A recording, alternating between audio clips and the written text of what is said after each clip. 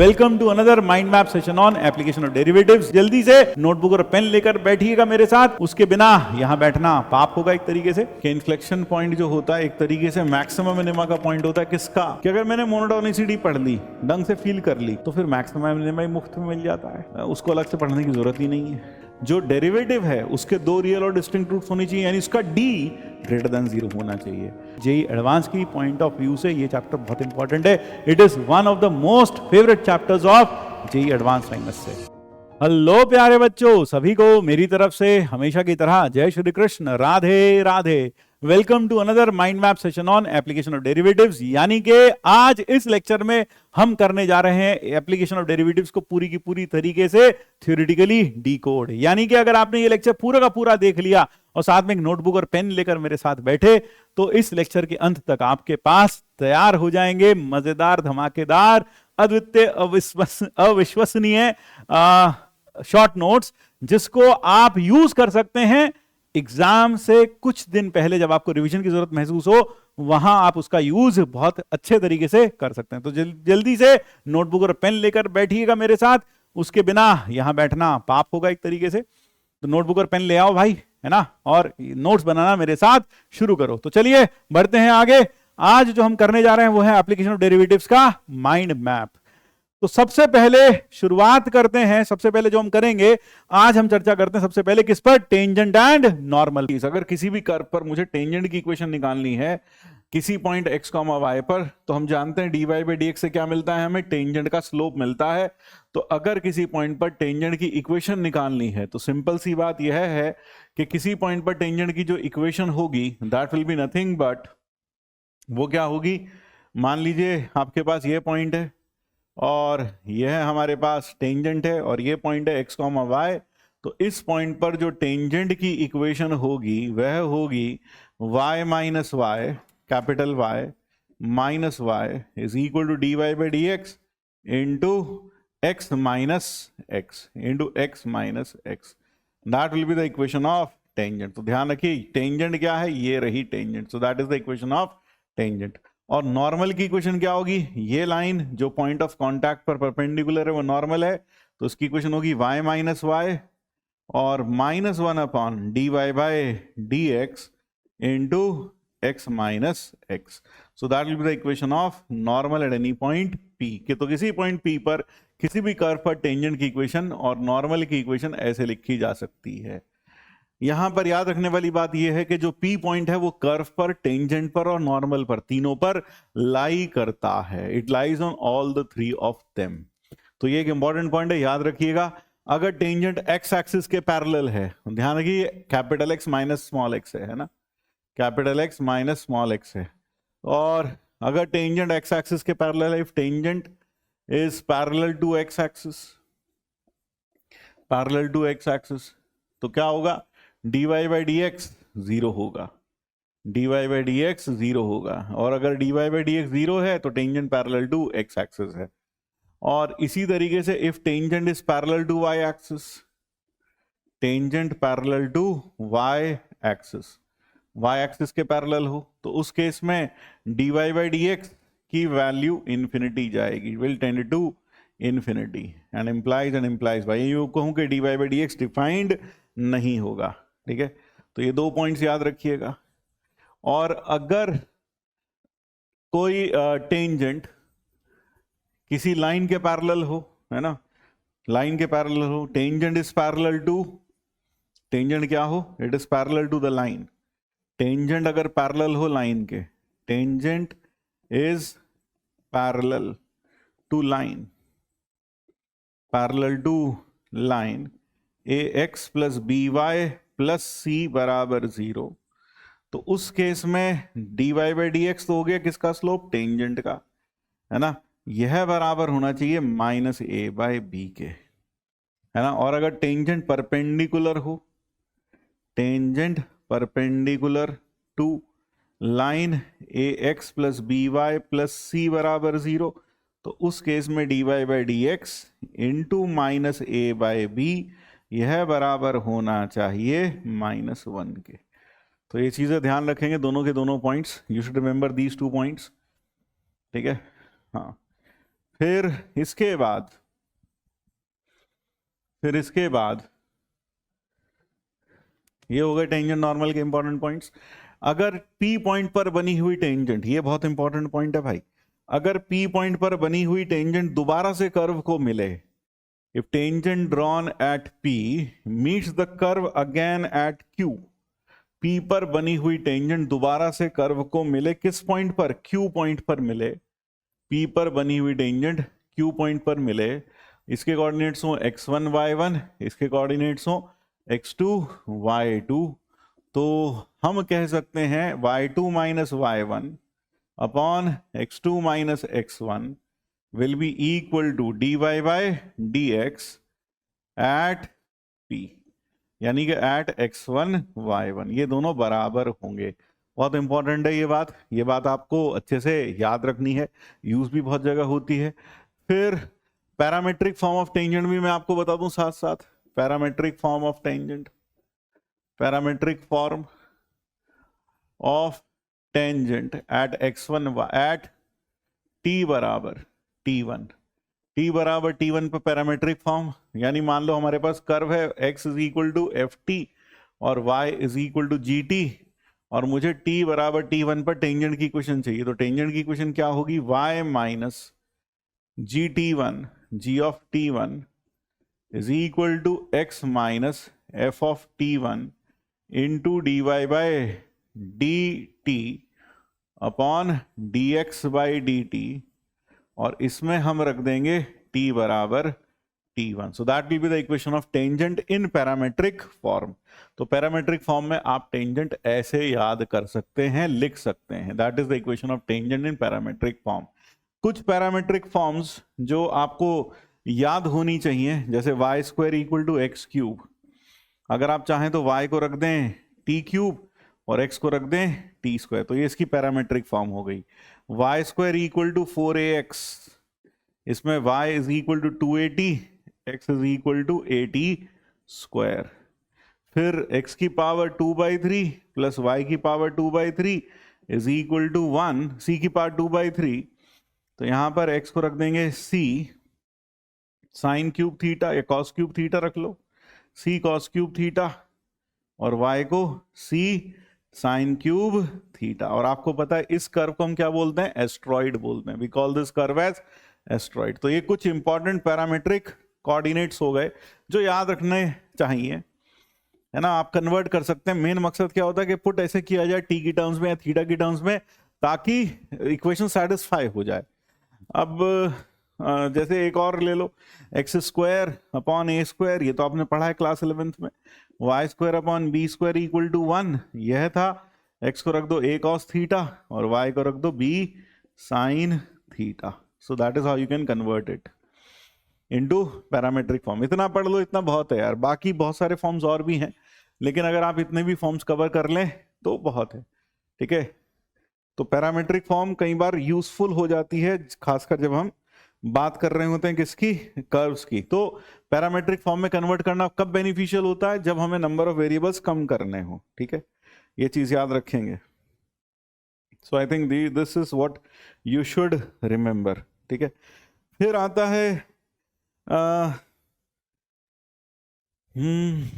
Angle of intersection of two curves, angle of intersection of two curves. मान लीजिए मेरे पास एक कर्व यह है और दूसरी कर्व यह है, तो देखो टेंजेंट नॉर्मल बस इतना सही, इससे ज्यादा है भी नहीं। इन पॉइंट्स पर जो एंगल ऑफ इंटरसेक्शन है उसका मतलब होता है इन दोनों पर बनी हुई टेंजेंट्स के बीच का एंगल। तो ये एंगल मान लीजिए है थीटा, ये कर्व है C1, यह वाली कर्व है C2, ये पॉइंट है P, और यह थीटा जो होगा tan theta will be equal to m1 minus m2 upon 1 plus m1 m2। ये हो जाएगा एंगल ऑफ इंटरसेक्शन। m1 की वैल्यू होगी dy by dx on curve 1 at P, यानी कि दो कर्व्स का एंगल ऑफ इंटरसेक्शन होता है उन पर बनी हुई angle of point of intersection पर बनी हुई टेंजेंट्स का, पॉइंट ऑफ इंटरसेक्शन पर बनी हुई टेंजेंट्स के बीच का एंगल। यहां याद रखने वाली बात यह है कि दो कर्व्स टच कब करती हैं, two curves C1 and C2 touch each other eight P if, सबसे पहली चीज dy बाई डी एक्स दोनों के सेम होने चाहिए at an intersection point, at an intersection point, at an intersection point P। Intersection point से मतलब होता है इंटरसेक्शन मतलब जो दोनों में कॉमन हो। तो अगर कोई पॉइंट P है जो दोनों की कर्व को, दोनों की इक्वेशन को सेटिस्फाई करता है, यानी दोनों को सॉल्व करने पर हमें क्या मिलता है, पॉइंट मिलता है P, x1 और y1 मिलता है, यानी x मिलता है x1 और y मिलता है y1, जो किसके कोऑर्डिनेट्स हैं, P के कोऑर्डिनेट्स हैं। तो ये दोनों कर्व इस पॉइंट P पर कब कहेंगे टच करती है, जब यहां पर दोनों पर क्या हो, कॉमन टेंजेंट हो।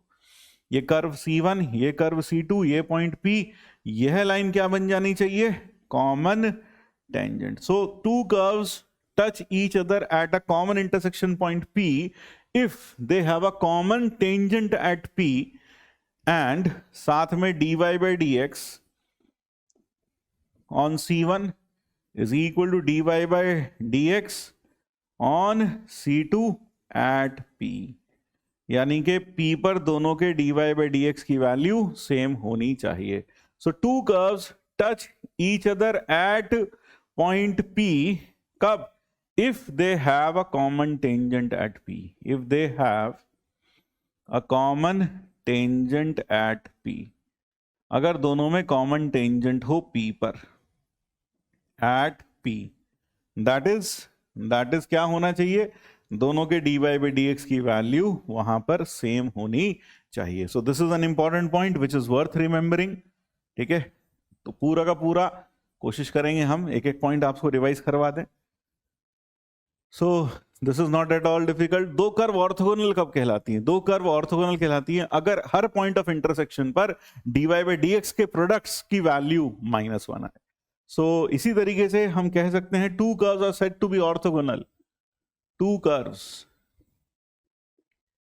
C1 comma C2 are orthogonal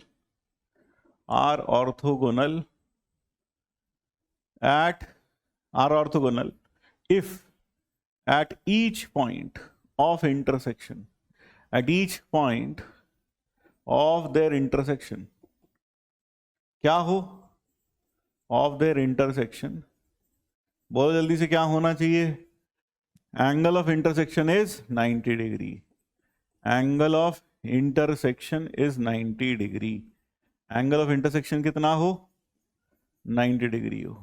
ठीक है, that is dy by D x on C1 into dy by D x on C2 should be equal to -1 कहां पर, at each point of intersection, at each point of intersection, ऐसा होना चाहिए, तब हम कहेंगे ये दोनों कर्व्स ऑर्थोगोनल हैं। ठीक है, सो और इसमें एक इंपॉर्टेंट बात मैं आपको याद दिला दूं, अगर मेरे पास एक एलिप्स है a1 x square plus b1 y square equal to 1 और एक एलिप्स है a2 x square plus b2 y square is equal to 1, ये दोनों एलिप्स ऑर्थोगोनल होते हैं, आर ऑर्थोगोनल कब, आर ऑर्थोगोनल इफ, ये कंडीशन मैंने आपको क्लास में बताई थी कि ऑब्जेक्टिव्स के लिए याद रखें, मेरे ख्याल से 1/a1 minus 1/b1 is equal to 1/a2 minus 1/b2, ऐसी कुछ कंडीशन हमने क्लास में लिखवाई भी थी, शायद आपको याद हो। 1/a1 minus 1/a2 is equal to 1/b1 minus 1/b2, या 1/a1 minus 1/b1 is equal to 1/a2 minus 1/b2, ये कंडीशन थी, तो याद रखें। ठीक है, सो this is an important condition. फिर इसके बाद जो अब ये हो गया एंगल ऑफ इंटरसेक्शन हो गया, फिर हाँ टेंजेंट एट ओरिजिन की बात कर लें। अगर कोई curve if a polynomial curve passes through origin, if a polynomial curve in x and y passes through origin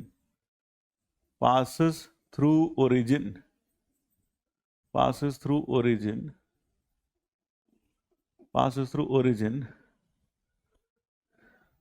then tangent at origin कैसे मिल जाएगी?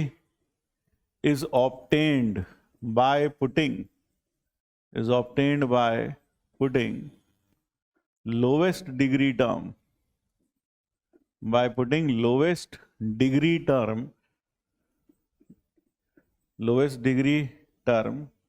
appearing in equation to 0, जो इक्वेशन में लोवेस्ट डिग्री टर्म आ रही है उसको 0 रख दो. You will get the equation of tangent at origin to a curve. लेकिन शर्त क्या है? वो कर्व कहां से पास होनी चाहिए? ओरिजिन से. तभी तो ओरिजिन पे टेंजेंट लिखोगे. हाँ, तभी ओरिजिन पर टेंजेंट लिखी जाएगी. So remember this. फिर length of tangent, length of sub tangent हम आपको बता दें फटाफट कि लेंथ ऑफ टेंजेंट. अच्छा, इसमें आपको क्लास इलस्ट्रेशन में एक सवाल कराया था y is equal to x cube वाला. y equal to x cube, उसमें area of triangle P1 P2 P3 upon area of triangle P2 P3 P4. वो इलस्ट्रेशन अच्छा है, वो करिएगा. एक इलस्ट्रेशन और कराया था क्लास में, वो जरूर से करिएगा. कौन सा? कि अगर tangent drawn at P is normal at Q, find equation of such lines. जाकर देखिए, ये आपको अभी मिल जाएगा आपके लेक्चर 1 में या 2 में या 3 में, कहीं भी मिल जाएगा, देख लेना. ये जरूर करना दोबारा से, ठीक है.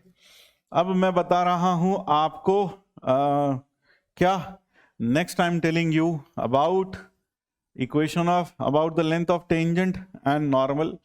तो भाई ये नॉर्मल और यहाँ यह टेंजेंट. जब हम टेंजेंट के लेंथ की बात करते हैं तो टेंजेंट के लेंथ का मतलब होता है यहां से लेकर यहां तक का लेंथ. दिस इज टेंजेंट का लेंथ, दिस इज नॉर्मल का लेंथ. ये एंगल 90 डिग्री.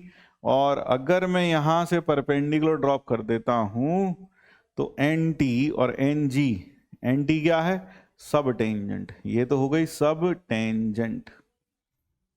सब टेंजेंट कौन सा पोर्शन हो गया? ये वाला पोर्शन हो गया सब टेंजेंट.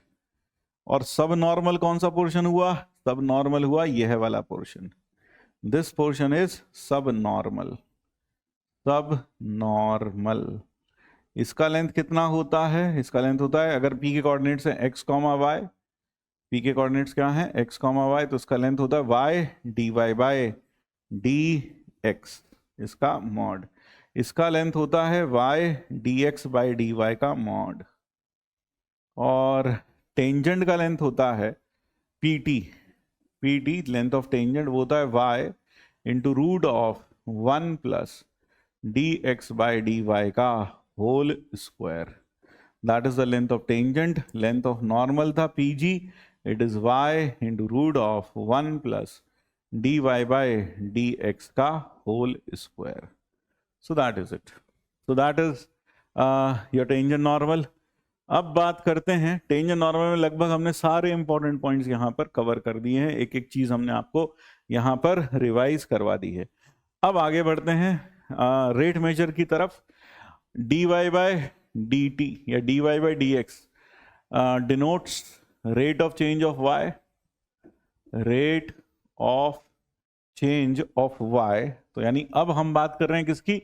रेट मेजर की. Now we are talking of rate measure. Rate measure की अगर हम बात करें, dy by dx denotes the rate of change of y with respect to x. यहां पर बस इतनी इंपॉर्टेंट बात याद रखनी है कि अगर dy बाय dx पॉजिटिव है, इफ y इंक्रीजेस, अगर y इंक्रीज करता है एज x इंक्रीजेस, या फिर y डिक्रीज करता है as x decreases, then this implies dy by dx positive होगा.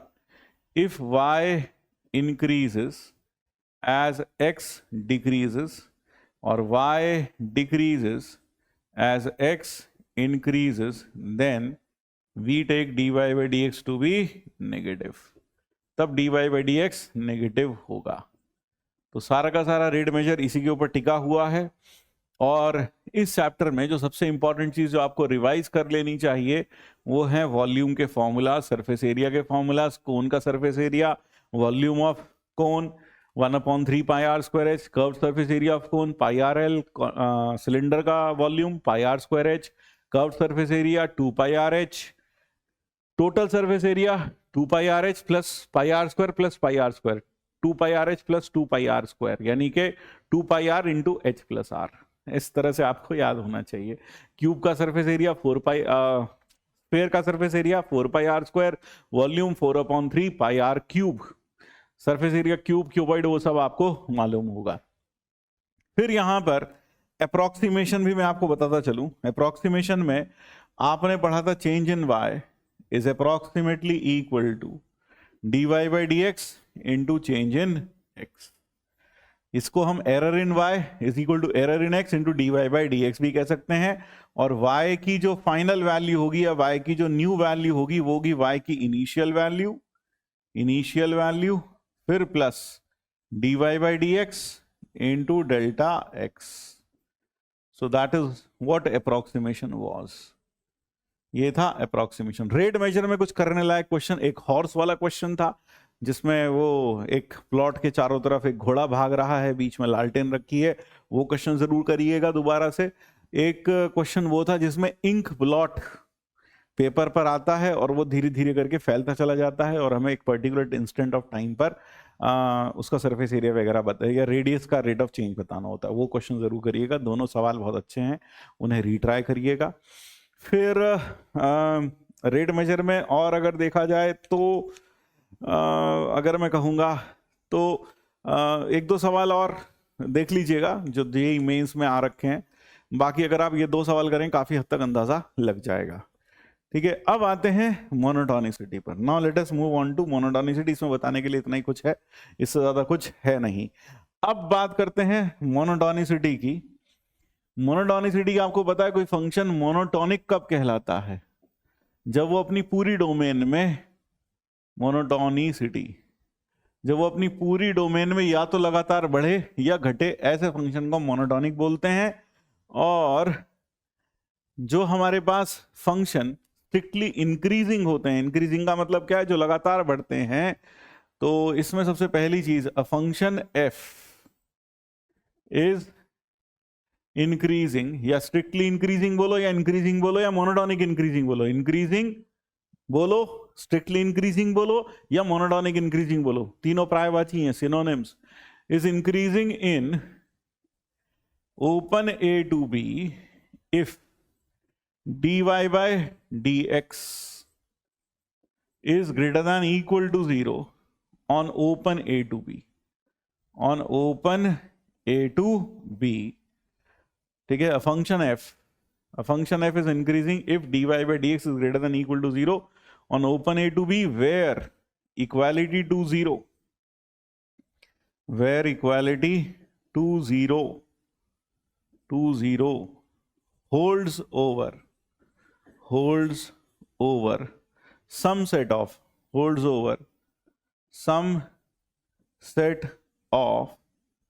discrete points। कैसे पॉइंट्स? discrete points, मेरे साथ साथ बोल लो, some set of discrete points not forming a subinterval of a to b, not forming a subinterval। सब interval मतलब इसका subset नहीं बन जाए, एक इंटरवल ना बन जाए, सब इंटरवल एक इंटरवल ना बन जाए, sub interval of open a to b. तो a function is increasing in open a to b, और वो भी फंक्शन कैसी? एक फंक्शन की बात कर रहे हैं, डेरिवेबल फंक्शन की। A derivable function a to b, a derivable function है ना, अ डेरिवेबल फंक्शन कैसे फंक्शन की? जो डिफरेंशिएबल हो। A derivable function f y बराबर fx, y बराबर fx is increasing on a to b, अगर इक्वालिटी कहाँ होल्ड करे? ओवर सम सेट ऑफ, मतलब ये हमेशा ग्रेटर देन इक्वल टू 0, लेकिन इक्वालिटी होल्ड कर सकती है over some set of discrete points. तो ऐसा फंक्शन क्या होगा? इंक्रीजिंग होगा, ऐसा फंक्शन इंक्रीजिंग होगा। क्लियर है? फिर यहां पर यह चीज समझनी चाहिए, एक इंपॉर्टेंट बात, एक इंपॉर्टेंट पॉइंट जो मैंने क्लास में भी बहुत बार सेपरेट फॉर्म्स में पूछा। If a function if a function is increasing on open a to b, then dy by dx is greater than 0 on open a to b. यह ट्रू है या फॉल्स है? This is a false statement. याद रखें कि dy by dx हमेशा 0 से बड़ा हो जरूरी नहीं है ना? अगर इंक्रीजिंग है function, it is not necessary that the function will have the derivative greater than 0। This is false. If function if y बराबर fx, ऐसे लिख देता हूं, इफ y बराबर fx function is increasing on a to b, ठीक है? इसको और अच्छे से प्रॉपरली लिख देता हूं। If a derivable function y बराबर fx is increasing on a to b, then dy by dx is greater than 0। This is a false statement. याद रखिएगा ये फॉल्स है, ठीक है? दूसरा, अगर if a derivable function, if for a derivable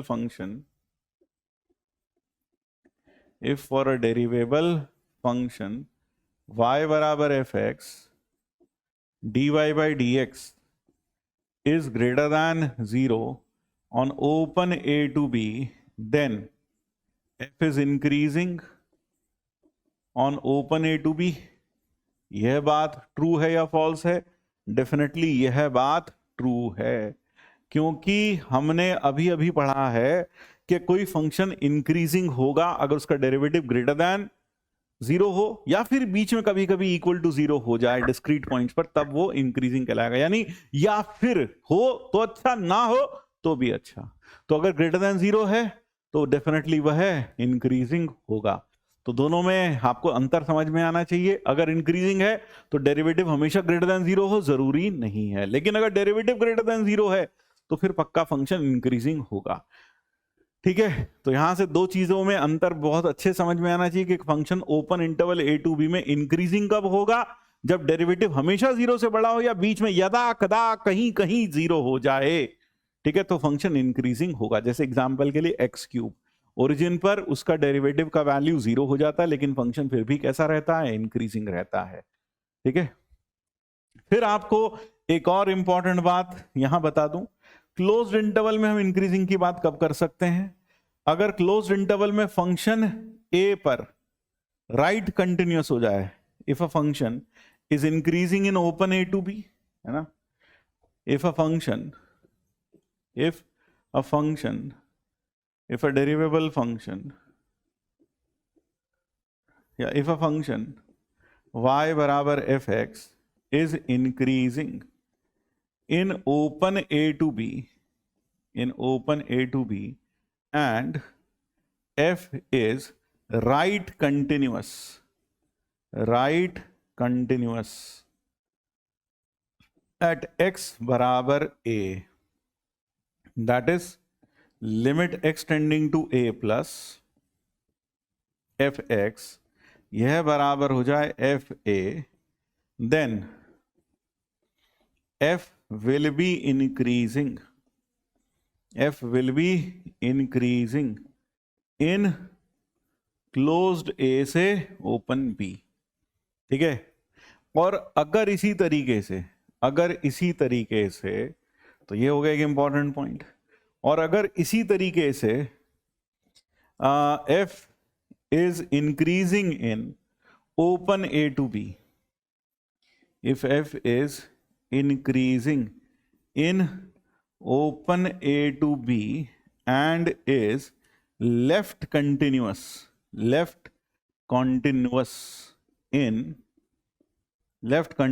at x equal to b, इसका मतलब limit x tending to b minus ये बराबर हो जाए एफ बी के, किसके बराबर हो जाए? एफ बी के। Then f is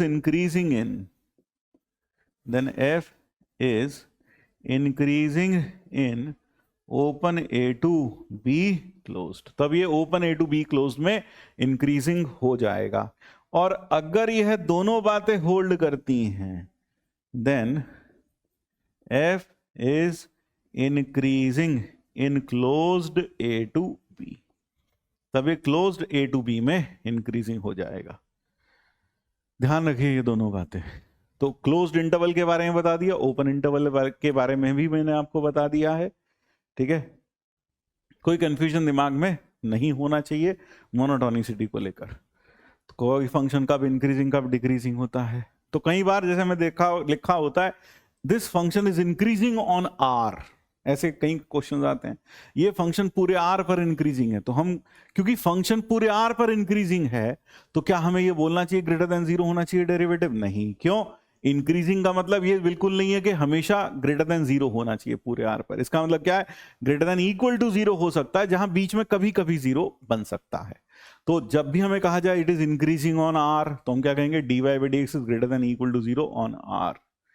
is this clear? अगर कोई हमें कहे it is increasing on open interval a to b, तो हम कहेंगे dy by dx should be greater than equal to 0 on open a to b, यानी पूरे इंटरवल a टू b में ग्रेटर देन इक्वल टू 0 होना चाहिए। जब increasing दिया हो तो derivative greater than equal to 0 होना चाहिए, बीच में कभी कभी वह 0 बन सकता है। लेकिन जब हम मोनोटोनिसिटी चेक करते हैं किसी फंक्शन की, तो हम वहां पर dy by dx इंक्रीजिंग के लिए क्या रखते हैं? ग्रेटर देन 0, डिक्रीजिंग के लिए क्या रखते हैं? Less than 0। ऐसा क्यों करते हैं? क्योंकि ऐसा फंक्शन जब हमें कोई टेस्ट करने के लिए दिया हो कि बताओ ये कहां से कहां इंक्रीजिंग है, तो वहां पर सबसे बड़ी कंफ्यूजन जो आती है अक्सर ये आती है कि ग्रेटर देन इक्वल टू 0 तो यहां भी रखना चाहिए ना, लेस देन इक्वल टू 0 तो यहां भी रखना चाहिए ना, यहां क्यों नहीं रख रहे ग्रेटर देन इक्वल टू 0? तो मैंने आपको क्लास में बताया था कि उसमें सिर्फ रेफरेंस फ्रेम का डिफरेंस है। असल में होता क्या है, अगर कोई फंक्शन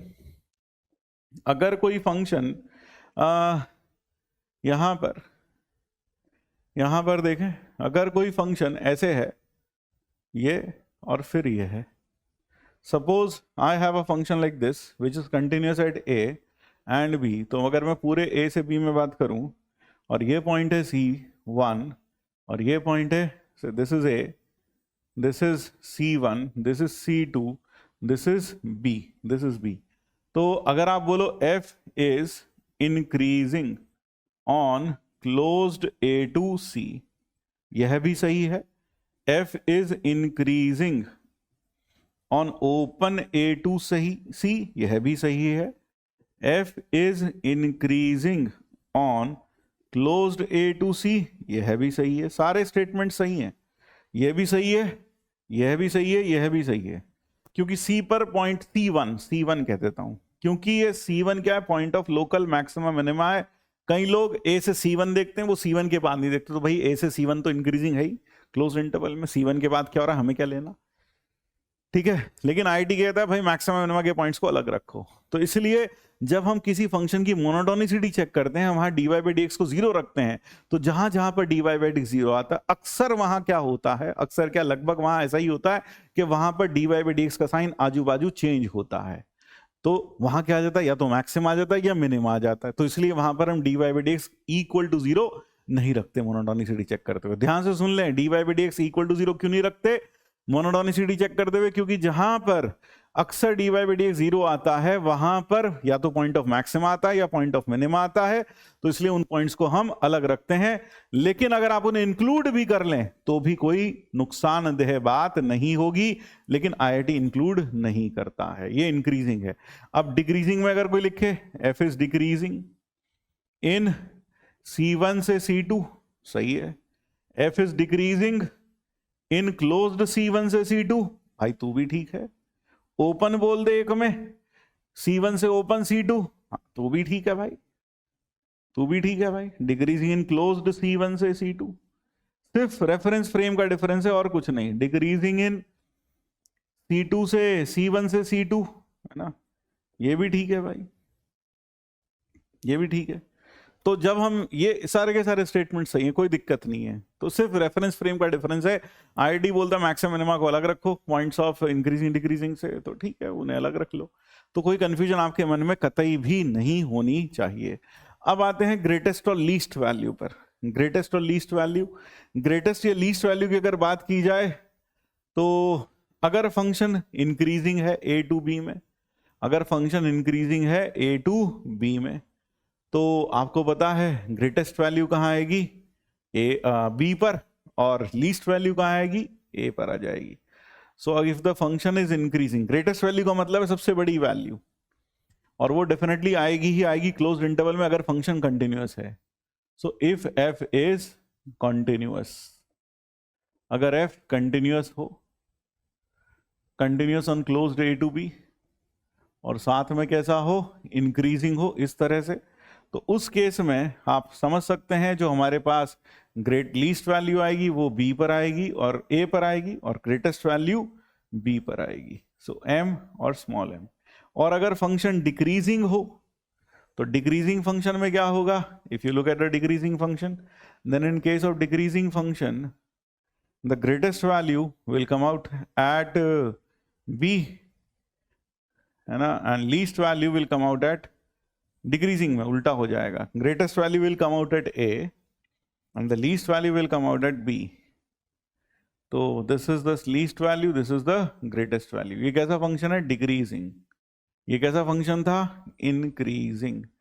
फिर अगर फंक्शन नॉन मोनोटॉनिक हो, फंक्शन नॉन मोनोटॉनिक हो, if f is continuous, F continuous हो क्लोज्ड ए टू बी में, on closed A to B but non-monotonic and is non-monotonic, और कैसा हो, नॉन मोनोटॉनिक हो, तो उस केस में अगर फंक्शन नॉन मोनोटॉनिक है लेकिन कंटिन्यूअस है, तो उस केस में ग्रेटेस्ट या लीस्ट वैल्यू कहाँ कहाँ आ सकती है, ग्रेटेस्ट या लीस्ट वैल्यू आ सकती है जहाँ पर एफ डैश जीरो हो, जैसे कि आप यहाँ इस डायग्राम में साफ साफ देख रहे हैं, ग्रेटेस्ट वैल्यू यहाँ आ रही है और लीस्ट वैल्यू यहाँ आ रही है। कहाँ पर आ रही है, जहाँ पर एफ डैश जीरो है। और दूसरा कहाँ आ सकती है, जहाँ पर एफ डैश एग्जिस्ट ना करे, ऐसी पॉइंट्स पर भी ग्रेटेस्ट या लीस्ट वैल्यू आने की संभावना रहती है। जैसे एग्जाम्पल के तौर पर ये, फिर मान लीजिए यह है और फिर यह गया, तो आप देख सकते हैं यहाँ पर जो ग्रेटेस्ट वैल्यू है that happens to come at some point here, and say this is the greatest value, this is the least value, ये आपकी least value आ गई इस पॉइंट पर, so this is the greatest value and that is the least value here। ये हो गई greatest value और ये हो गई आपकी least value। so this is capital M, this is small m, this is C1, this is C2, this is C1, this is C2। So it may occur at the points where f dash does not exist, जहां पर f dash exist नहीं करता, ऐसी जगह भी greatest या least value आ सकती है। फिर तीसरा और कहां आ सकती है, एंड पॉइंट्स पर, it can occur eight and points also, and points पर भी ग्रेटेस्ट या लीस्ट वैल्यू अकर कर सकती है। जैसे कि एग्जाम्पल के तौर पर ये ले लीजिए, यहाँ पर अगर आप देखेंगे तो लीस्ट वैल्यू कहाँ आएगी, लीस्ट वैल्यू आएगी ए पर और ग्रेटेस्ट वैल्यू आएगी बी पर। तो ध्यान रखिएगा, greatest least value in this case can occur at a and b, a and b as well. तो कुल मिलाकर निचोड़ यह हुआ, is non monotonic then greatest and least value, greatest and least value may occur कहाँ हो सकती है, may occur at points where f dash x equal to 0 or at points where f dash x does not exist or at end points, ध्यान रखिए, और कहाँ हो सकती है, एंड पॉइंट्स पर हो सकती है। सो that is all about greatest and least value, maximum and monotonicity के बारे में मैंने आपको बहुत अच्छे से यहाँ बता दिया है सब कुछ, ठीक है। सो दिस वाज मोनोटोनिसिटी कि कब इंक्रीज करता है, कब डिक्रीज करता है, मन में किसी प्रकार की कोई शंका नहीं रखनी चाहिए। ग्रेटेस्ट लीस्ट वैल्यू कब आती हैं ये हमने आपको यहाँ बता दिया है, ठीक है। ये हो गए इंपॉर्टेंट पॉइंट्स। ये वाले पॉइंट्स इंपॉर्टेंट हो गए। इसमें अगर आप चाहें तो जो क्वेश्चन करके देखना चाहते हैं, मोनोटोनिसिटी में कुछ क्वेश्चंस थे जहां पर हमने बोला था कोई क्रिटिकल पॉइंट नहीं होना चाहिए। क्रिटिकल पॉइंट कौन सा पॉइंट होता है? जहां एफ डैश 0 हो या एग्जिस्ट ना करे, ऐसे पॉइंट्स को क्रिटिकल पॉइंट बोलते हैं। और जहां एफ डैश 0 होता है उसे हम स्टेशनरी पॉइंट बोलते हैं। तो मोनोटोनिसिटी में जितनी भी क्लास इलस्ट्रेशन है भाई वो जरूर कर लेना, सारी की सारी, छोड़ना मत कुछ भी। वो एक बार रीट्राई जरूर कर लेना क्लास इलस्ट्रेशन, अच्छे से रिवाइज हो जाएगा पूरा का पूरा। फिर अब बात करते हैं अगर कोई फंक्शन स्ट्रिक्टली इंक्रीजिंग है या स्ट्रिक्टली डिक्रीजिंग है तो उसका हद से हद एक रूट होगा। ये बात ध्यान रखिए, if a function is strictly increasing और decreasing then it will have a maximum of 1 root, maximum of 1 root. तो उसका हद से हद एक रूट होगा, यह बात आप ध्यान रखिएगा, ठीक है। फिर आते हैं मैक्सिमम मिनिमा पर। मैक्सिमम मिनिमा की अगर बात की जाए, मैक्सिमम मिनिमा जो है किसी भी पॉइंट पर लोकल मैक्सिमम कब होता है? जब आजू बाजू में वो सबसे ज्यादा वैल्यू हो, और लोकल मिनिमम जब वो आजू बाजू में सबसे कम वैल्यू हो। आजू बाजू का मतलब आस पड़ोस में सबसे कम वैल्यू हो, तब वह आस पड़ोस में, ठीक है, तो वो मिनिमम कहलाती है। और लोकल मैक्सिमम जब वो आस पड़ोस में सबसे ज्यादा हो। तो एक फंक्शन में कितने लोकल मैक्सिमम मिनिमम हो सकते हैं? बहुत सारे हो सकते हैं, ठीक है। तो मैक्सिमा मिनिमा रोल्स लैग्रेंज भी बताएंगे, चिंता मत कर। मैक्सिमा मिनिमा, तो मैक्सिमा मिनिमा पर अगर हम चर्चा करें, so if we talk about maxima minima then say if this is the graph then you can have, ये जैसे ग्राफ अगर हम बनाएं, so the graph is this, ये बना, फिर ये है, ठीक, फिर मान लो ये है कुछ बन गया यहाँ पर, और फिर मान लीजिए बी। तो आपको दिख रहा है कि मैक्सिमा मिनिमा अगर हम पूरा इस पर स्टडी करें तो यहाँ लोकल मैक्सिमम है, यहाँ लोकल मिनिमम है, यहाँ लोकल मैक्सिमम है, यहाँ पर लोकल मैक्सिमम है, यहाँ लोकल मिनिमम है, यहाँ लोकल मैक्सिमम है, यहाँ लोकल मिनिमम है, वहाँ लोकल मैक्सिमम है। यहाँ क्या है? Local maxima. यहाँ पर क्या है? यहाँ पर लोकल मैक्सिमा, यहाँ पर भी मैक्सिमम है, लोकल मिनिमम है, आई एम सॉरी। यहाँ पर क्या है? मिनिमम। यहाँ पर क्या है? Local maximum. यहाँ पर मिनिमम, यहाँ पर मैक्सिमम, यहाँ पर मिनिमम, यहाँ पर फिर मैक्सिमम, और यहाँ मिनिमम, लोकल मिनिमम, और यहाँ फिर मैक्सिमम। तो इस डायग्राम में नोट करने वाली या समझने वाली बातें वो ये हैं कि किसी भी कंटिन्यूअस फंक्शन के लिए मैक्सिमा मिनिमा हमेशा ऑल्टरनेट आते हैं, यानी मैक्सिमा के बाद मिनिमा, मिनिमा के बाद मैक्सिमा, रात के बाद दिन, दिन के बाद रात, ठीक है। पहली इंपॉर्टेंट बात। फिर दूसरी इंपॉर्टेंट बात, मैक्सिमम मिनिमम वैल्यूज का दूसरा नाम टर्निंग वैल्यूज भी होता है। Maximum minimum values are also called as, क्या कहते हैं इनको? are also called as यानी ये क्या है? Local, local maximum minimum values are also called as relative maximum, relative maximum या मिनिमम वैल्यूज, या फिर हम इनको टर्निंग वैल्यूज भी बोलते हैं, टर्निंग वैल्यूज, क्योंकि फंक्शन यहां पर टर्न करता है। या फिर इसको हम लोकल एक्सट्रीमम वैल्यूज भी बोलते हैं, एक्सट्रीमम वैल्यूज, एक्सट्रीमम वैल्यूज भी बोलते हैं, ठीक है।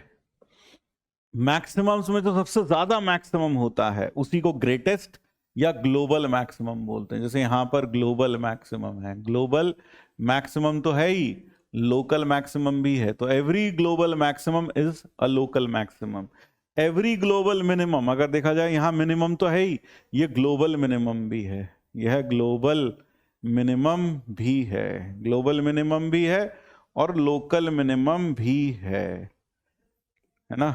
तो ग्लोबल मैक्सिमम, जो मैक्सिमम्स में सबसे ज्यादा मैक्सिमम होगा वह ग्लोबल मैक्सिमम, यानी every global maximum is a local maximum, every global minimum is a global local minimum, but every local minimum is not a global minimum, every local maximum is not a global maximum, है ना, सबसे ज्यादा नहीं हो सकता वो, ठीक है।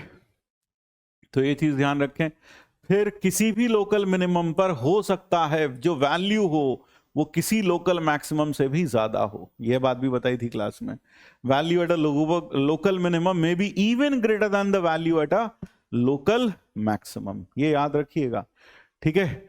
फिर लोकल मैक्सिमम मिनिमम पर कहां होता है local maximum minimum? Critical points पर। Local max for a continuous function, local maximum for a continuous function, local max और min occurs at critical points,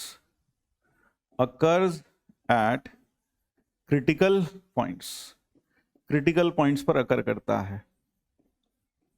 और अगर एक इंटरवल दे रखा है तो एंड पॉइंट्स पर भी, कई बार इंटरवल दे रखा तो एंड पॉइंट्स भी चेक करने पड़ते हैं। इंटरवल नहीं दे रखा तो फिर पूरा जहां उसका क्रिटिकल पॉइंट्स हैं, यानी जहां डेरिवेटिव जीरो हो या फिर जहां डेरिवेटिव एग्जिस्ट ना करे, अकर्स एट क्रिटिकल पॉइंट्स। तो ध्यान रखिए ये बात, किसी भी कंटिन्यूअस फंक्शन के लिए लोकल मैक्सिमम या मिनिमम हमेशा क्रिटिकल पॉइंट्स पर आते हैं, जहां डेरिवेटिव जीरो होगा या फिर जहां डेरिवेटिव एग्जिस्ट नहीं करेगा। और अगर एक फाइनाइट रेंज दे रखी है तो एंड पॉइंट्स पर भी हो सकते हैं, है ना। अगर कंटिन्यूअस फंक्शन के लिए finite range, sir discontinuous function के लिए क्या होगा? भाई जहां पर डिसकंटिन्यूटी है वहां पर आप ग्राफ बनाएं और चेक करें, क्योंकि वहां कुछ भी हो सकता है, वहां लोकल मैक्सिमा भी हो सकता है, लोकल मिनिमा भी हो सकता है कुछ भी ना हो। अब लोकल मैक्सिमम मिनिमम चेक करने के लिए हमारे पास दो टेस्ट थे। वो दो टेस्ट क्या थे? For local maxima minima of a derivable function. किसकी बात कर रहे हैं? ऐसे फंक्शन की जो डेरिवेबल है, फॉर अ डेरिवेबल फंक्शन, है ना, डेरिवेबल फंक्शन के लिए y बराबर एफ एक्स, y बराबर एफ एक्स। क्या करते हैं सबसे पहला स्टेप, यानी first derivative test, it is monotonicity in disguise. First derivative test, पहला डेरिवेटिव टेस्ट क्या है? First derivative test, it is nothing but monotonicity in disguise, monotonicity in disguise, यानी कि मोनोटोनिसिटी ही का दूसरा रूप है, मोनोटोनिसिटी का दूसरा रूप है। मुखौटा लगा है फर्स्ट डेरिवेटिव टेस्ट का, लेकिन सच मानिए, सच पूछिए तो ये फर्स्ट डेरिवेटिव टेस्ट ही है। फर्स्ट डेरिवेटिव टेस्ट मोनोटोनिसिटी ही है, एक तरीके से मोनोटोनिसिटी ही चेक कर रहे हैं। तो कहना चाहिए मोनोटोनिसिटी चेक करने के साथ साथ आपको लोकल मैक्सिमम मिनिमम मुफ्त मिलता है, ठीक है। तो क्या होता है इसमें? सबसे पहली चीज find dy by dx, find dy by dx, जिसे हम f डैश x कहते हैं, और इसको रख दीजिए फाइंड dy बाय dx। तो पहला स्टेप तो यह हुआ। दूसरा स्टेप क्या हुआ? Put dy by dx equal to 0, put dy by dx equal to 0। फिर थर्ड से आपको मिला x बराबर a, b, c and so on, ये मिल गए पॉइंट्स। अब मान लीजिए derivative changes sign from positive to negative to positive passing through a। मान लो ये a है, यहां नेगेटिव है, यहां पॉजिटिव है, तो भाई यहां पहले फंक्शन डिक्रीज करेगा फिर इंक्रीज करेगा।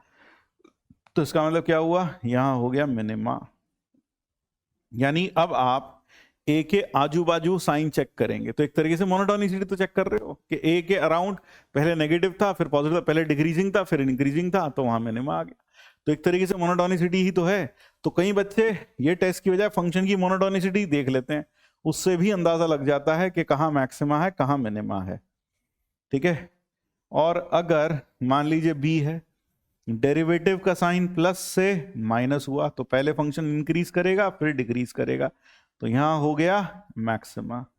और अगर साइन चेंज ना हो, अगर साइन चेंज ना हो, यानी दोनों तरफ डेरिवेटिव कैसा हो, पॉजिटिव हो, है ना, दोनों तरफ डेरिवेटिव कैसा है, पॉजिटिव है। अरे ये नहीं, यानी इधर भी साइन पॉजिटिव हो, पॉजिटिव, और यहां भी पॉजिटिव, तो या फिर दोनों तरफ साइन कैसा हो, नेगेटिव हो, पॉजिटिव हो, या फिर दोनों तरफ साइन कैसा हो, नेगेटिव हो। तो इस केस में neither maxima nor minima point of inflection, neither max nor मिन बट पॉइंट ऑफ इन्फ्लेक्शन। लेकिन यहां क्या हो जाएगा, पॉइंट ऑफ इन्फ्लेक्शन हो जाएगा, बट पॉइंट ऑफ इन्फ्लेक्शन,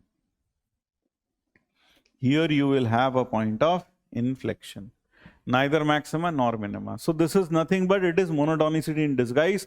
अगर आप monotonicity भी चेक कर लेंगे तो भी आपको लोकल मैक्सिमा मिनिमा के पॉइंट्स मिल जाएंगे। बाकी है फर्स्ट डेरिवेटिव टेस्ट आपके सामने है ही, ज्यों का त्यों। अगर फंक्शन नॉन डेरिवेबल है तब भी फर्स्ट डेरिवेटिव टेस्ट काम कर सकता है ना। अगर फंक्शन, ये तो गए डेरिवेबल फंक्शन के लिए। अगर फंक्शन डेरिवेबल नहीं है, अगर फंक्शन डेरिवेबल नहीं है तब भी फर्स्ट डेरिवेटिव टेस्ट आपके लिए कारगर है फॉर नॉन डेरिवेबल फंक्शन। यहां बता देता हूं, अगर फंक्शन नॉन डेरिवेबल है for a non derivable function, for a non derivable but continuous, लेकिन फंक्शन कैसा है, कंटिन्यूअस है। अगर कंटिन्यूअस नहीं है भैया फिर तो ग्राफ बना के देखो। For a derivable but continuous function से dy by dx does not exist at x बराबर a। मान लो dy by dx a पर एग्जिस्ट नहीं करता, तो आप क्या करोगे, फिर वही काम। मान लो ये हमारी x एक्सिस, हमारा डेरिवेटिव a पर एग्जिस्ट नहीं कर रहा, a पर हमारा डेरिवेटिव एग्जिस्ट नहीं कर रहा, तो आप a के लेफ्ट में और a के राइट में क्या करोगे, साइन चेक करोगे डेरिवेटिव का। जैसे यहां करते हो वैसे ही वहां करोगे। a के लेफ्ट में अगर नेगेटिव और राइट में a के लेफ्ट में कैसा है, पॉजिटिव, फिर राइट में कैसा है, यहां कैसा है, dy by dx positive, dy by dx positive है। यहां कैसा है सर, नेगेटिव है, तो वहां क्या हो जाएगा सर, यहां हो जाएगा लोकल मैक्सिमा, बिल्कुल वैसे ही जैसे वहां हुआ। यहां क्या हो गया, मैक्सिमा। देख लो, पहले पॉजिटिव फिर नेगेटिव, मैक्सिमा, तो यहां भी मैक्सिमा हो गया। और अगर क्या हो, यानी इसमें कोई खास बड़ी चेंजेस नहीं होते हैं। अब जैसे ये है, मान लो ये है और ये है, से दिस इज एट ए, यहां क्या हुआ, ए पर, यहां ए पर dy by dx कैसा है सर, यहां है नेगेटिव, यहां है नेगेटिव, और यहां पर dy by dx कैसा है, पॉजिटिव, तो यहां क्या हो गया, यहां हो गया है मिनिमा, यहां हो गया है मिनिमा, तो यहां पर मिनिमा हो गया। आई होप दिस इज क्लियर। तो जहां पर आपको डेरिवेटिव एग्जिस्ट नहीं कर रहा और वहां एक तरफ नेगेटिव से पॉजिटिव या पॉजिटिव से नेगेटिव जा रहा है, तो आप वहां पर मैक्सिमम मिनिमा की इन्फरेंस इस तरह से ले सकते हैं। I hope this is clear to all. ये क्लियर हो गया अच्छे से, ये बात बहुत अच्छे से समझ में आ गई। हाँ sir, first derivative test is this much only, यही है फर्स्ट डेरिवेटिव टेस्ट। तो अब ये हो गया। हाँ, बस ये लोग सोच रहे हैं सर अगर साइन चेंज नहीं हुआ तो हम कहेंगे वहां ना तो मैक्सिमा है ना मिनिमा है, ठीक है ना, फिर हम नहीं कह सकते, इन्फ्लेक्शन भी नहीं कह सकते उस पॉइंट पर, क्योंकि इन्फ्लेक्शन के लिए वहां टेंजेंट होना जरूरी है, ठीक है। तो हम उसमें कहेंगे नाइदर मैक्सिमा नॉर मिनिमा, क्योंकि ये कुछ ऐसा हुआ, फंक्शन बढ़ा, फिर क्षण भर के लिए फंक्शन नॉन डेरिवेबल हुआ, फिर दोबारा से बढ़ गया, तो वहां पर हम फिर यही कहेंगे, ठीक है। तो अब इसके बाद ये हो गया फर्स्ट डेरिवेटिव टेस्ट। अब आते हैं सेकंड डेरिवेटिव के बारे में बता दूं, d2y by dx square, d2y by dx square अगर ग्रेटर देन इक्वल टू 0 हो on open a to b, on interval a to b, फिर से where equality to 0, where equality to 0 holds over some set of, holds over some set of discrete points, some set of discrete points not forming a sub-interval, not forming a sub-interval of open A to B, then F is concave up on A to B. तब F concave up होगा A to B में, ठीक है। और अगर ये less than equal to 0 है तो फिर कॉन्केव डाउन हो जाएगा। तो यानी कि अगर मैं यही दोबारा से कॉपी कर लूँ, if I copy this again और इसको यहाँ पर मैं लिखूँ वेर इक्वालिटी टू 0, यहाँ क्या लिख दूँ, less than equal to 0, less than equal to 0 where equality then f is concave down. यहाँ क्या हो जाएगा, concave down on open a to b, concave down. ध्यान रखिए मैंने मोनोटोनिसिटी में इंक्रीजिंग के लिए सब कुछ लिखा, क्योंकि डिक्रीजिंग के लिए बिल्कुल एनालोगसली जहां ग्रेटर देन को लेस देन से रिप्लेस करते चले जाएं, ठीक है। यहाँ कॉन्केव डाउन। तो यह है दो इंपॉर्टेंट बातें, कॉन्केव अप के लिए और कॉन्केव डाउन के लिए। Second derivative concave up concave down. Concave up वाला ग्राफ, यहाँ मैंने आपको याद होगा क्लास में यहाँ चार चीजें बताई थी। अगर dy बाई डी एक्स और साथ में d2y by D x square, यह भी पॉजिटिव हो, यह भी पॉजिटिव हो, दोनों पॉजिटिव हो, तो ग्राफ कैसा बनेगा सर? ग्राफ इस केस में ऐसा बनेगा कि फंक्शन इंक्रीज करेगा। फंक्शन कैसा करेगा? इंक्रीज करेगा, फंक्शन विल इंक्रीज और कॉन्केव अप रहेगा किसी इंटरवल पर। सो अगर दोनों पॉजिटिव हैं तो ग्राफ ऐसा बन जाएगा। That is how the graph will look like if both of them are positive. तो फंक्शन कैसा होगा? इंक्रीजिंग होगा, यहां से पता चलता है इंक्रीजिंग होगा, और यहां से पता चलता है कैसा होगा? कॉन्केव अप होगा। तो इंक्रीजिंग एंड कॉन्केव अप दोनों का कॉम्बिनेशन हो जाएगा अगर दोनों पॉजिटिव हैं। और अगर दोनों नेगेटिव हैं, dy by D x, d2y by D x square, यहां पर ये दोनों अगर नेगेटिव हो जाएं तो इसका मतलब क्या होगा? फंक्शन डिक्रीजिंग होगा, ये भी नेगेटिव है, ये भी नेगेटिव है, तो उस केस में फंक्शन कैसा हो जाएगा? डिक्रीजिंग और कॉन्केव डाउन, कॉन्केव डाउन हो जाएगा। यानी इस केस में जो फोटो बनेगी वो फोटो कुछ इस तरह से बनेगी, डिक्रीजिंग एंड कॉन्केव डाउन, ये ऐसा बनेगा, डिक्रीजिंग और concave down. So that is the kind of graph that you shall have. और फिर तीसरा केस, अगर dy by D x positive हो, ये पॉजिटिव हो, d2y by D x square negative हो, तो आप समझ सकते हैं इस केस में जो ग्राफ होगा वो कैसा होगा सर? वो होगा इंक्रीजिंग और कॉन्केव डाउन, कॉन्केव डाउन। तो इसमें जो फोटो बनेगी वो फोटो कैसी बनेगी? वो फोटो आओ देख लेते हैं। इस केस में जो फोटो बनेगी वो कुछ इस तरह की फोटो बनेगी भाई, डिक्रीजिंग होगा, कॉन्केव, इंक्रीजिंग और कॉन्केव डाउन होगा, इंक्रीजिंग और कॉन्केव डाउन, यानी कि इस तरह से ऊपर जाएगा। That is how the graph would be. तो ये हमारी एक्स एक्सिस है, ठीक है। सो ग्राफ कुछ इस तरह से बनेगा अपने पास। और अगर क्या हो जाए?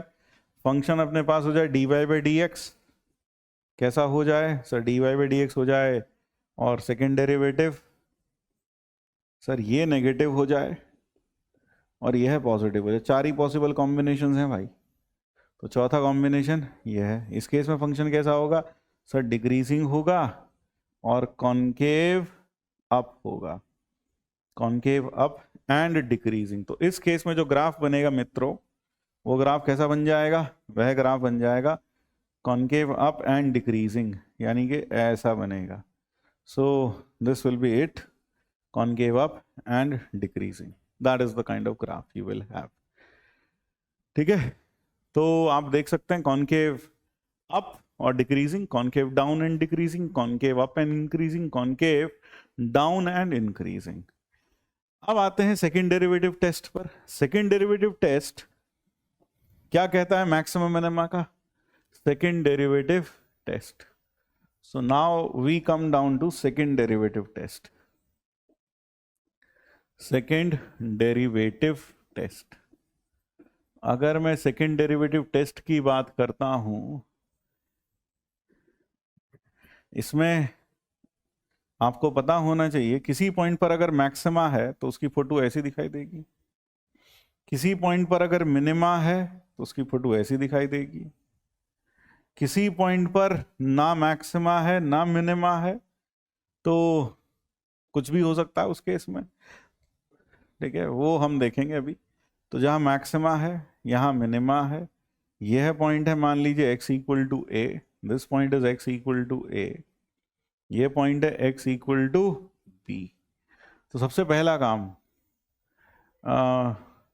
Find dy by dx.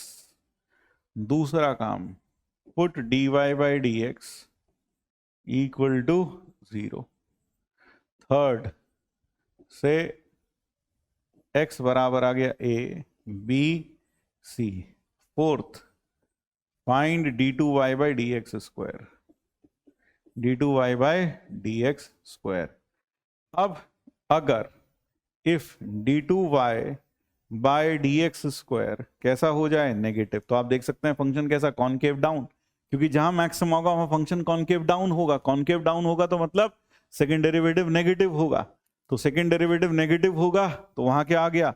Local maxima. वहां क्या आ जाएगा? You will have a local maxima at a. So this is a local maxima at a. ठीक है, लोकल मैक्सिमा आ जाएगा. और अगर d2y by dx square negative आ जाए, पॉजिटिव आ जाए, कैसा आ जाए? नेगेटिव आ गया तो मैक्सिमा पॉजिटिव आ जाए, तो इस केस में you will have a local minimum. और अगर d2y बाई dx स्क्वायर 0 आ जाए, कहां पर? से at x equal to c, तो हम कहेंगे test fails. Test fails. Better revert to, यानी वापस चलो, better revert to first derivative test. पहले डेरिवेटिव टेस्ट पर ही वापस चले जाओ.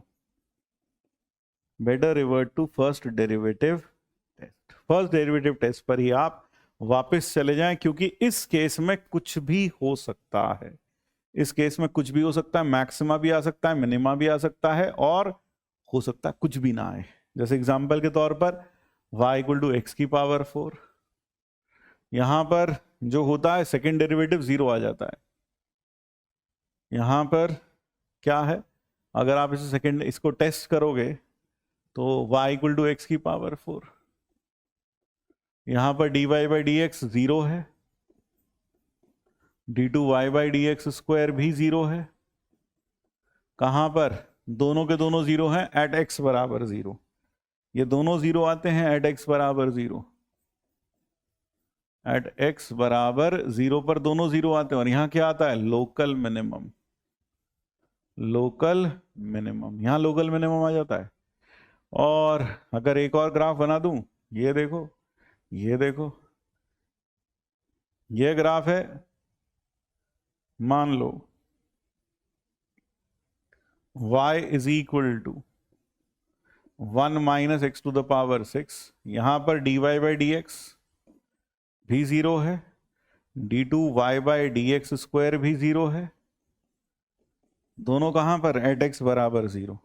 ये कहां 0 है? एट x बराबर 0. और यहां क्या है? Local maximum. Local maximum. फिर एक एग्जांपल और दे दूं, ये देख लो, y बराबर एक्स क्यूब का,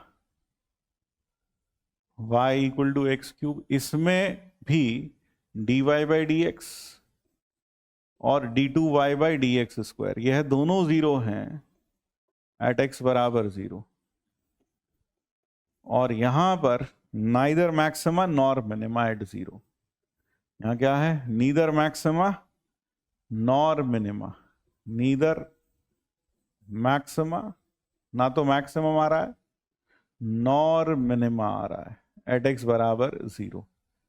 तो आपने देखा जब यह सब 0 होता है, सेकेंड डेरिवेटिव जब 0 हो जाता है, तो वहां हम कुछ नहीं कह सकते, कुछ भी हो सकता है। कभी तो मैक्सिमा आ जाएगा, कभी मिनिमा आ जाएगा, और कभी दोनों में से कुछ भी नहीं आएगा। इसलिए इस केस में बेटर है कि आप फर्स्ट डेरिवेटिव टेस्ट पर ही रिवर्ट कर जाएं।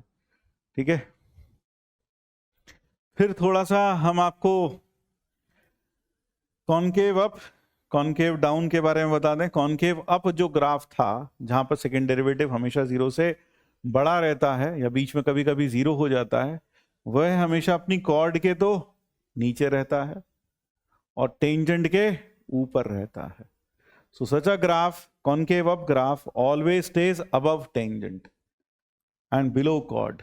और कॉनकेव डाउन ग्राफ की अगर हम बात करें, concave down, say if this is concave down, then such a graph always remains below its tangent and above its chord। अपनी टेंजेंट के हमेशा ऊपर रहता है और कॉर्ड के नीचे रहता है, और अपनी कॉर्ड के हमेशा ऊपर रहता है। तो ये क्या हो गया, कॉनकेव डाउन। क्या रहता है, स्टेज बिलो टेंजेंट, ये अपनी टेंजेंट के नीचे रहता है, and above chord, and above its chord, chord के हमेशा ऊपर रहेगा। कॉनकेव अप, कॉनकेव अप की बात करें, stays above tangent, above tangent and below its chord, और अपनी कॉर्ड के नीचे रहता है, अपनी कॉर्ड के नीचे रहता है, ऐसा फंक्शन। फिर जिस पॉइंट पर कॉन्केविटी चेंज होती है, उस पॉइंट को हम बोलते हैं पॉइंट ऑफ इन्फ्लेक्शन। तो जहां पर कॉन्केविटी चेंज हो वहां बोला जाता है point of inflection. So point of inflection, point of inflection, point of inflection, point on graph at which tangent exists, at which tangent exists, जहां पर tangent exist करे, at which tangent exists and at which concavity changes, और जहां पर concavity change हो, changes, is called point of inflection, is point of inflection. उस point को क्या बोलते हैं, पॉइंट ऑफ इन्फ्लेक्शन बोला जाता है।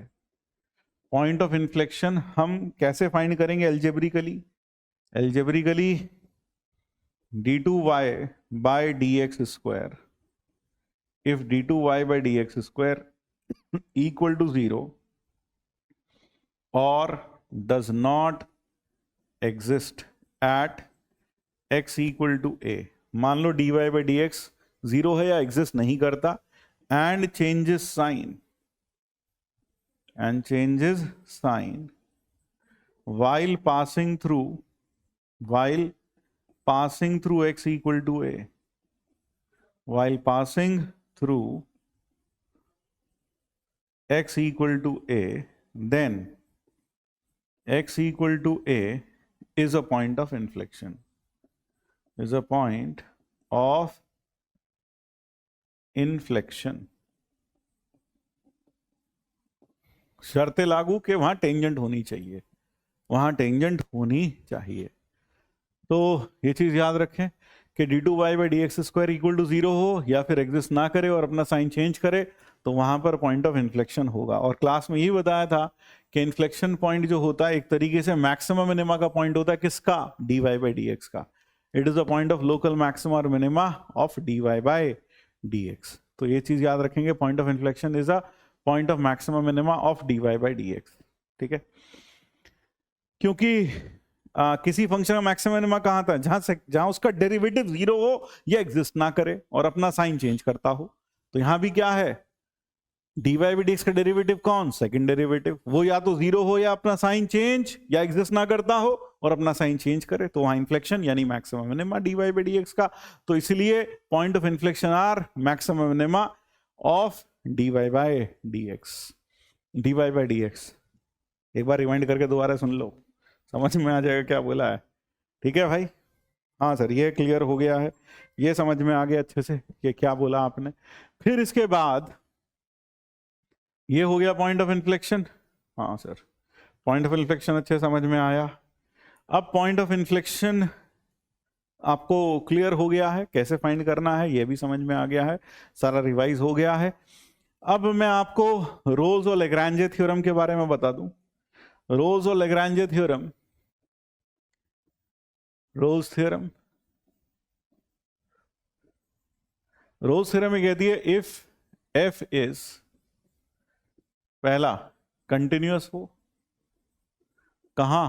क्लोज्ड ए टू बी में, continuous on closed a to b. फिर दूसरा बी डेरिवेबल हो on open a to b, derivable on open a to b. तीसरा एफ ए बराबर f b, then there exist,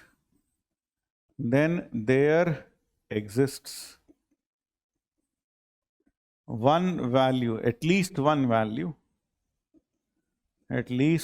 one value of x, say x equal to c belonging to open a to b, where f dash c बराबर 0, जहां पर f dash c बराबर 0 होगा। और यहां से एक इंपॉर्टेंट बात यह निकल कर आती है, between any two roots of a derivable function,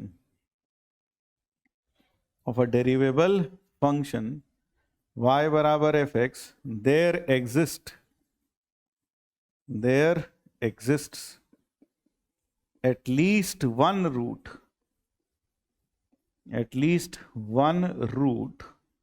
of its derivative, उसके डेरिवेटिव की कम से कम एक रूट एग्जिस्ट करेगी। There exist at least one root of its derivative, ये चीज ध्यान रखेंगे, है ना। कम से कम एक रूट उसके डेरिवेटिव की एग्जिस्ट करेगी। कहाँ? एफ के दो रूट्स के बीच में कम से कम उसके डेरिवेटिव की एक रूट जरूर आएगी। ये इसका सबसे बड़ा यूज है। और अगर मैं आपको कहूं तो इसमें जितने भी क्लास इलस्ट्रेशन है भैया, एक एक बहुत अच्छा और चुन चुनकर शबरी के बेरों की तरह हर एक इलस्ट्रेशन रखा गया है। तो आपसे उम्मीद लगाई जाती है कि आप उन्हीं सभी क्लास इलस्ट्रेशन को एक बार जरूर करके देखेंगे, तो अच्छे से ये हो जाएगा। फिर आता है LMVT, और इसका ज्योमेट्रिकल मीनिंग तो आप समझते ही हैं। इससे हमें वो पॉइंट मिलता है जहां पर बनी हुई टेंजेंट एक्स एक्सिस के पैरेलल हो जाती है, जहां पर बनी हुई टेंजेंट एक्स एक्सिस के पैरेलल हो। एफ ए बराबर एफ बी है, हाँ sir. So it gives you a point where the tangent is parallel to x axis. उस पॉइंट का क्या मिलता है? एक्स कोऑर्डिनेट मिलता है। यह एक्स इक्वल टू सी है और यह है हमारा ग्राफ। और क्लास में ये बताया था कि भाई अगर इनमें तीनों कंडीशंस में से एक भी कंडीशन फेल हो जाए तो गारंटी खत्म, यानी फिर एफ डैश बीच में कहीं पर 0 हो भी सकता है और नहीं भी हो सकता। गारंटी खत्म हो जाएगी कि 0 होगा ही होगा अगर कोई भी कंडीशन सेटिस्फाई होने से रह जाती है। इनफैक्ट इसका पूरे इंटरवल में, close interval a to b में कंटिन्यूस होना, open interval a to b में डेरिवेबल होना और एफ ए बराबर एफ बी होना जरूरी है रोल्स थ्योरम के वैलिडिटी के लिए। फिर बात करते हैं LMVT की। If you talk of LMVT, Lagrange mean value theorem, तो वहां पर हमने आपको बताया था, एक तरीके से देखा जाए तो आपको ये समझ में आएगा कि हमने वहां पर एक कंडीशन गायब कर दी। बस कौन सी कंडीशन गायब कर दी? तीसरी condition, f a equal to f b वाली कंडीशन। तो यहां पर इस केस में, इस केस में LMVT में क्या कंडीशन है? If for a function y बराबर एफ एक्स, सबसे पहला एफ इज कंटिन्यूस हो कहां पर, closed interval a to b में, continuous on closed a to b. फिर second, f is derivable on open a to b, derivable हो open a to b में, then there exists at least one value of x, say x equal to c, where f dash c बराबर हो जाए f b minus f a upon b minus a. इसमें ये b minus a ये था। So this was LMVT। और यहां पर इसका जो ज्योमेट्रिकल इंटरप्रिटेशन था, इससे हमें क्या मिलता है, इससे हमें वो पॉइंट के कोऑर्डिनेट्स मिलते हैं जहां पर बनी हुई टेंजेंट एंड पॉइंट्स को जोड़ने वाली कॉर्ड के पैरेलल हो। So this gives us the x coordinates of the points where the tangent drawn is parallel to the chord joining end points। यानी कि अगर यह है A, यह है B, और यहाँ पर हमें एक पॉइंट C ऐसा मिल जाएगा जहां पर बनी हुई टेंजेंट कॉर्ड के पैरेलल होगी। कम से कम एक पॉइंट तो ऐसा मिलेगा ही मिलेगा। जैसे यहाँ तो दो दिखाई दे रहे हैं डायग्राम में। So will have to such points where the tangents drawn are parallel to the chord joining end points।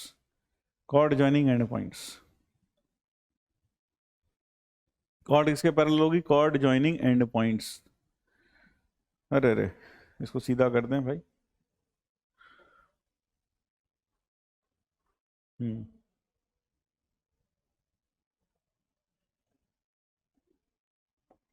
chord joining end points, ठीक है। अब ठीक है, ज़रा देखो, चेक करो। हाँ सर अब ठीक है। और यहाँ पर इसको भी सीधा कर दें भाई। और ये हो गया हमारा C1 C2,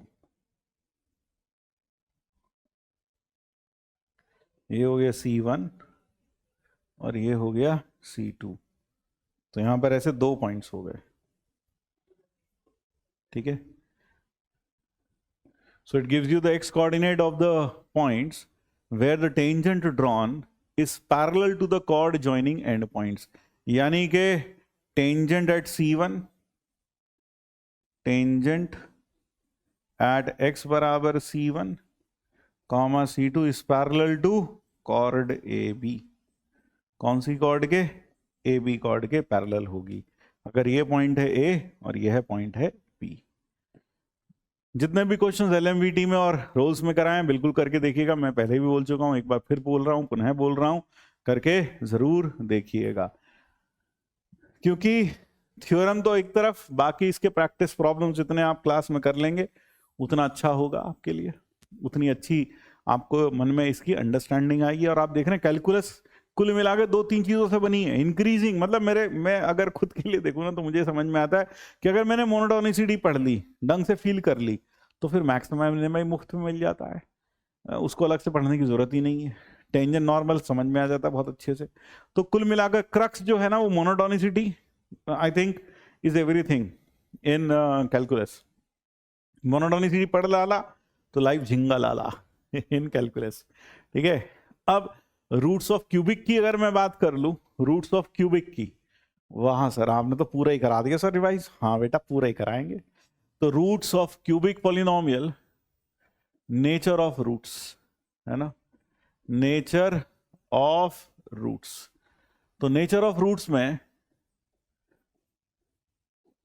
of a cubic, इसमें जो ध्यान देने वाली बातें थी वो मैं यहां लिखूंगा। मैं पूरा तो डिराइव करने से रहा भाई, वो तो आप जाके पूरे लेक्चर में देखिए।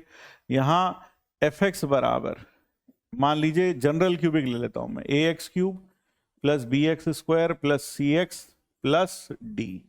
यहां पर अगर a पॉजिटिव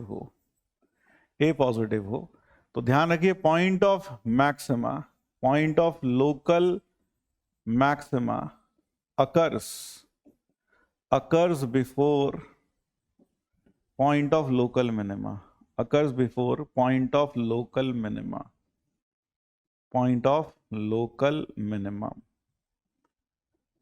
लोकल मिनिमा। तो पहला इंपॉर्टेंट पॉइंट तो ये, यहां पर अगर ए नेगेटिव हो, point of local minima occurs before point of local maximum, local maximum, local maximum. ठीक है, ये हो गया, ये हो गया। यहां पर जो फोटो बनती है वो फोटो कुछ इस तरह से बनेगी भाई। अगर उसमें मैक्सिमम मिनिमा है then the graph looks like this. ये पहले मिनिमा, मैक्सिमा, फिर मिनिमा। तो यहां पर मैक्सिमा वाला पॉइंट पहले आता है, मिनिमा वाला पॉइंट बाद में आता है, x1 और x2। ये हमारी x एक्सिस। और यहां इस केस में पहले मिनिमा आता है, पहले मिनिमा आता है और फिर उसके बाद मैक्सिमा आता है। सो that is how the graph in this case looks like, अगर a नेगेटिव है तो this is x1 and this is x2। ये हो गया। ठीक है, फिर दोनों में ही every cubic has a point of, every cubic has exactly one point of inflection, has exactly one point of inflection, exactly one point of inflection, ना कम ना ज्यादा है।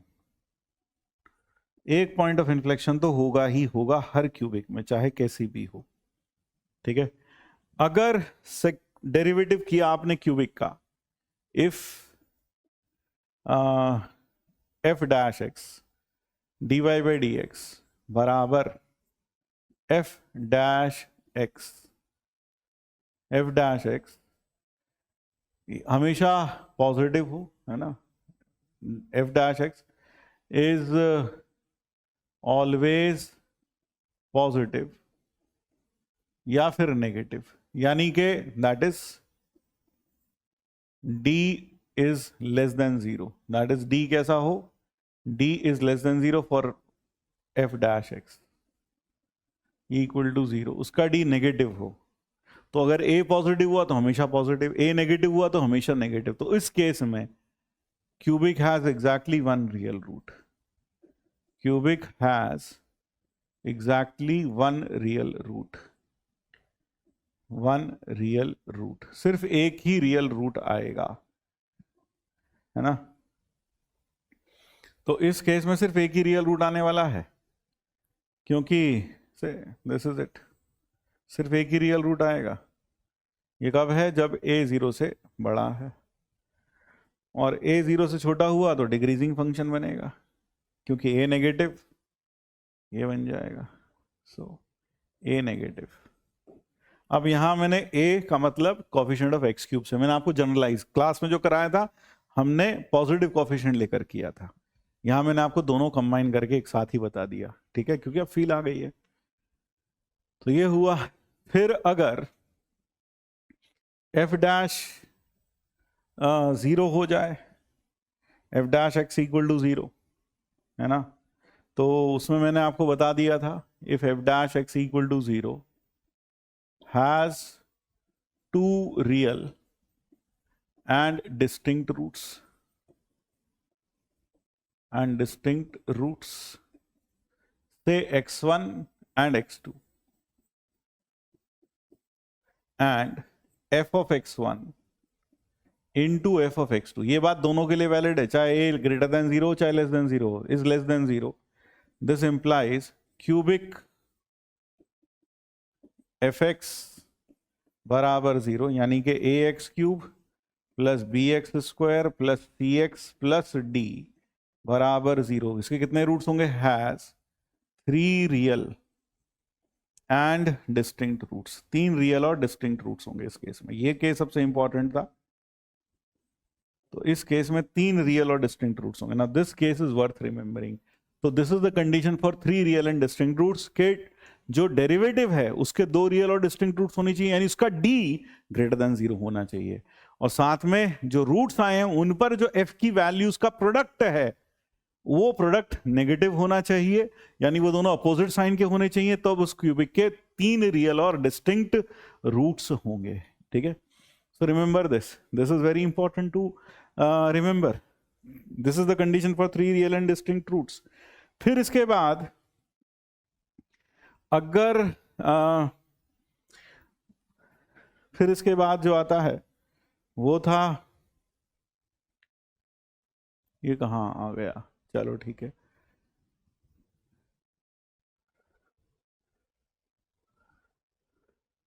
ठीक, हाँ सर, चलिए, तो ये हुआ 2 रियल और डिस्टिंक्ट रूट्स आ गए। और अगर आपके पास f dash x equal to 0 has only 2 real and coincident roots, f dash x equal to 0 has 2 real and equal roots,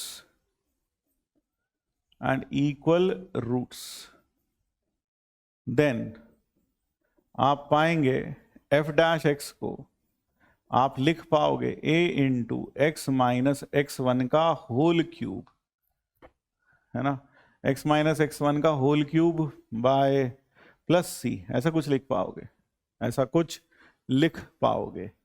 और ठीक है, तो f डैश x मतलब होल क्यूब प्लस c, ऐसा कुछ लिख पाओगे आप।